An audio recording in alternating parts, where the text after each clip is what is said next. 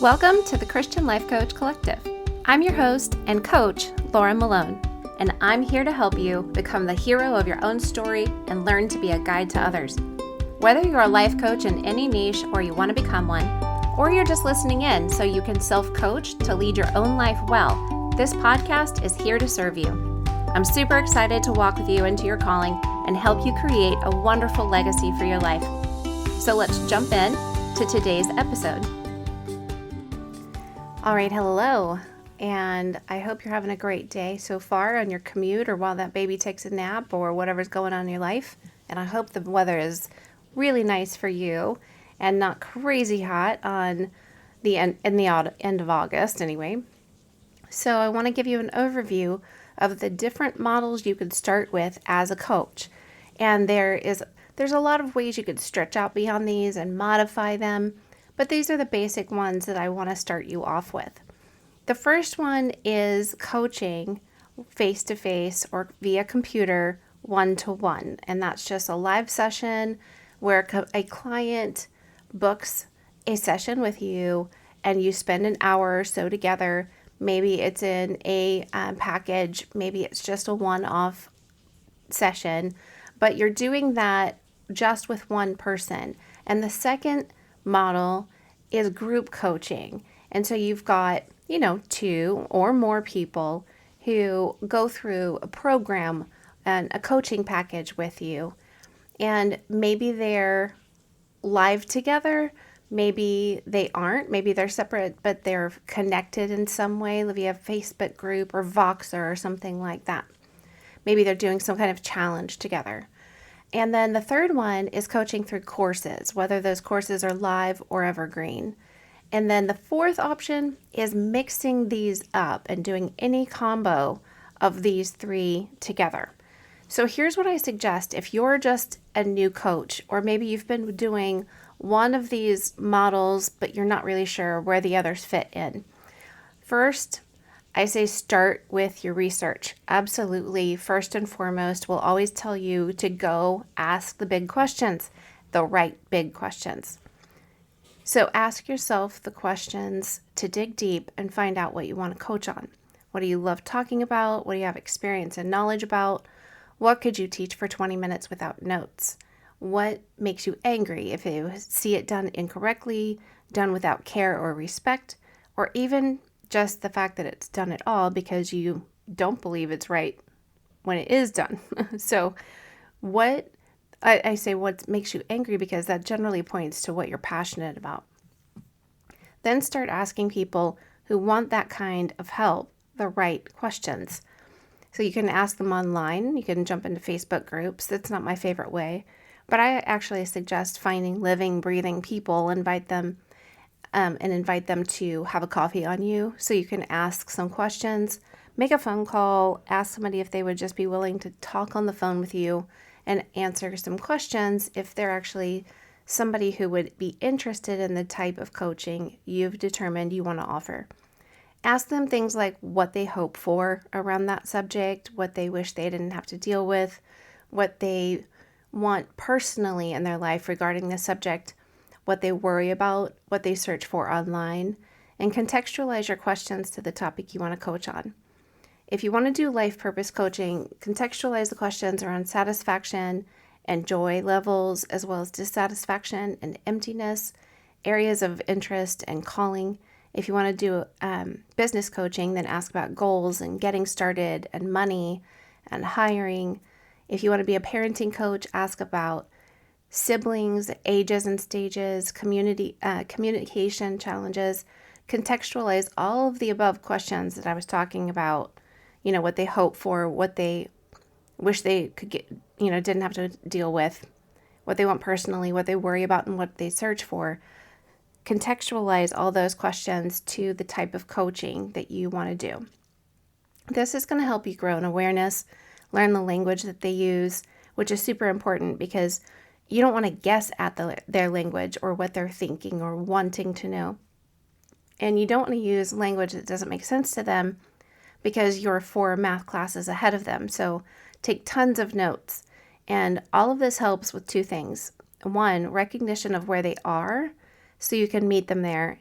and recognition of where you want to take them. And that's the language that's already in your head. And it also affects SEO, search engine optimization, which is an essential part of your new life as a business owner. So it's major in marketing, and you need to understand it. Whatever someone searches for will determine if they find you or someone else who uses the Googler's language. So if somebody else knows what your ideal client is saying and how they're saying it with their language, but you don't, then your ideal client isn't going to find you first.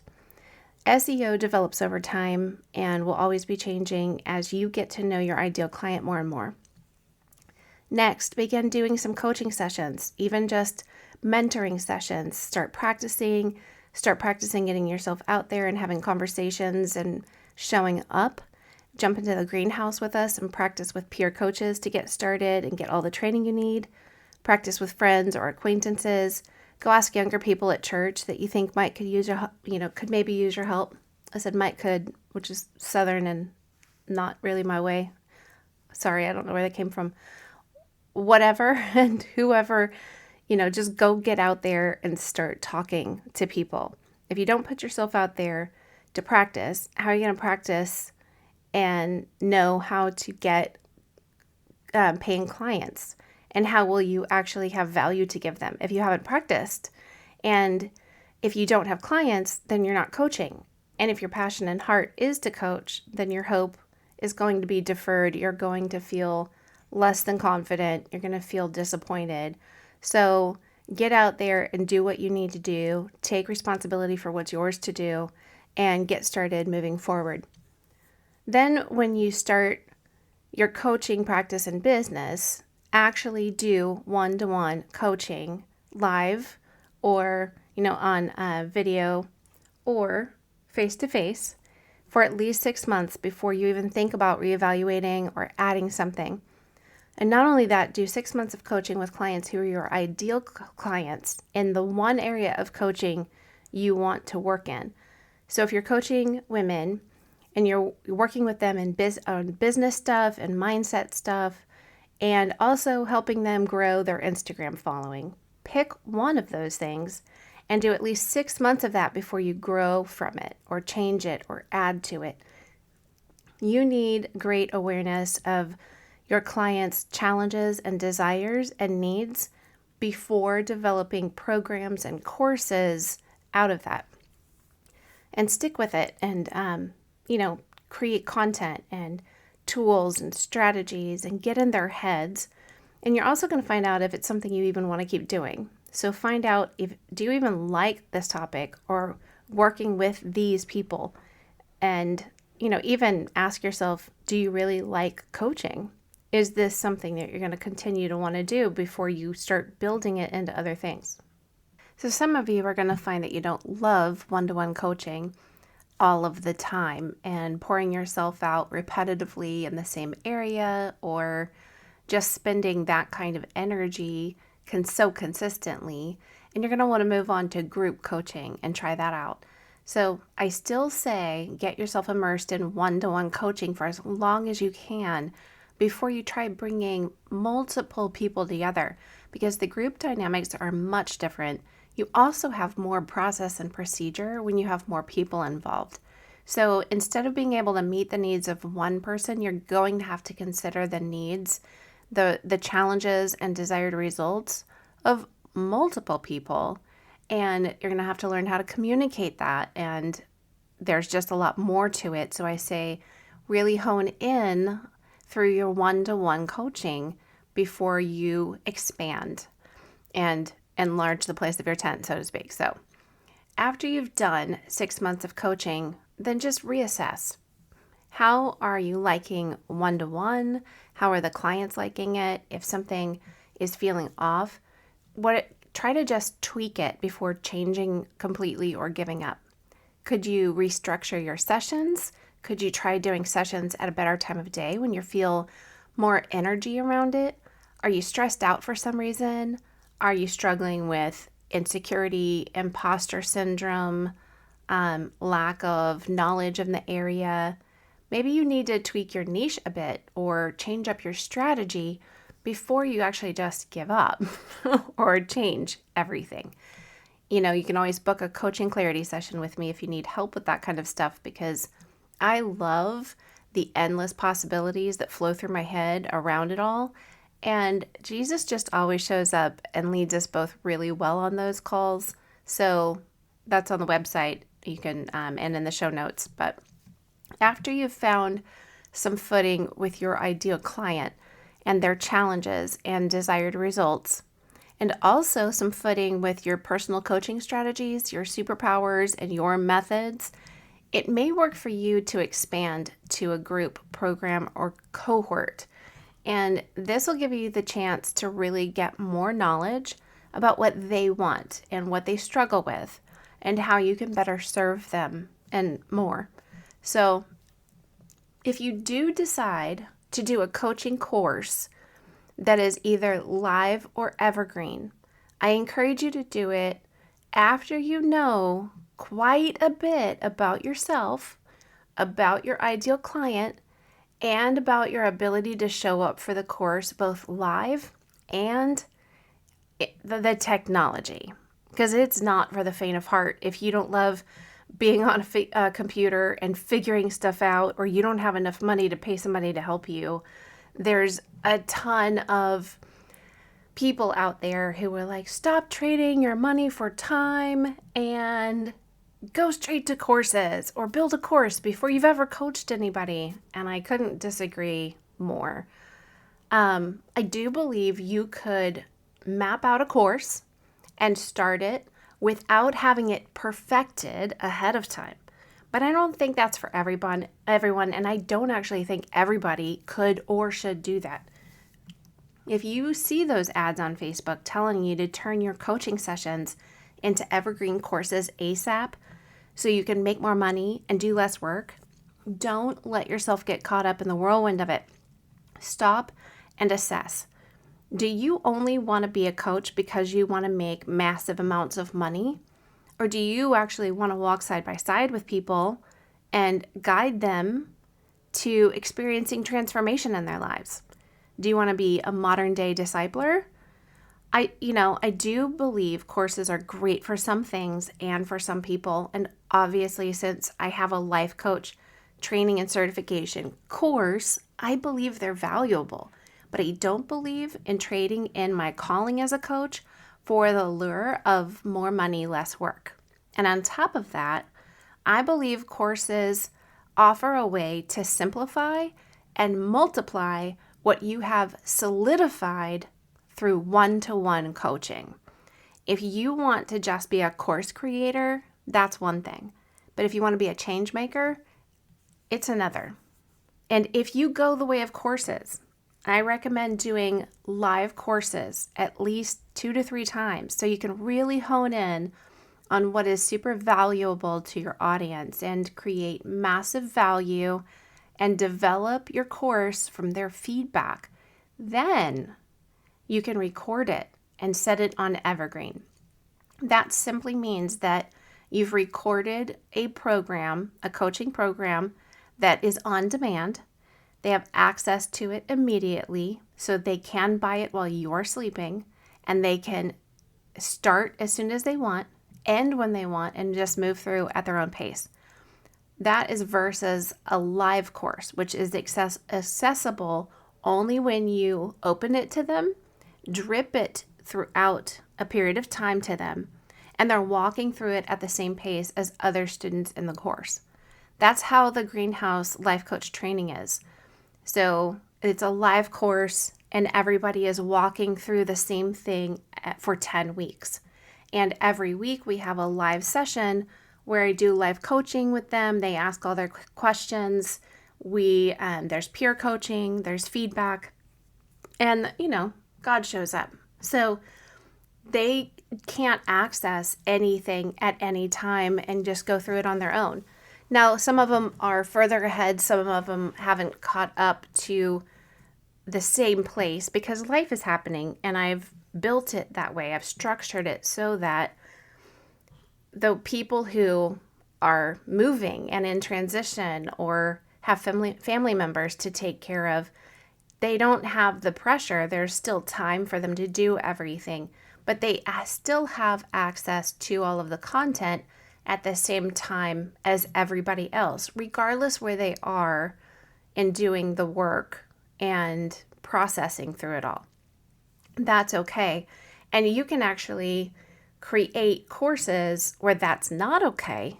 If you wanted everybody to be on track and they're working towards a common goal at the end of, let's say, 90 days, and if they have finished everything you've asked them to do in 90 days, then they receive some kind of benefit for that.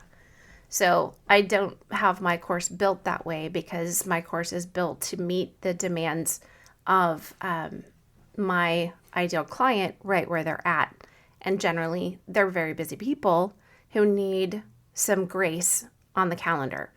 So, some of you are just going to love being face to face with people at a table or even on a screen, and you're not going to want to give that up. Some of you are going to want to give it a go and do group programs and challenges and live and evergreen courses. And some of you are going to mix it up. You're going to try new things and do a lot of experimenting. You're going to land somewhere in the middle with one-to-one sessions mixed into it all, like I do now. But I actually did years of coaching, just one-to-one, in the middle of crazy life before I really found my true north and hit a season of life where I could run a little faster with it all and add courses to the work that I do. You don't need to wait years, but I do recommend you shoot for 6 months of focus. I believe in essentialism, and I recommend the book Essentialism by Greg McKeown.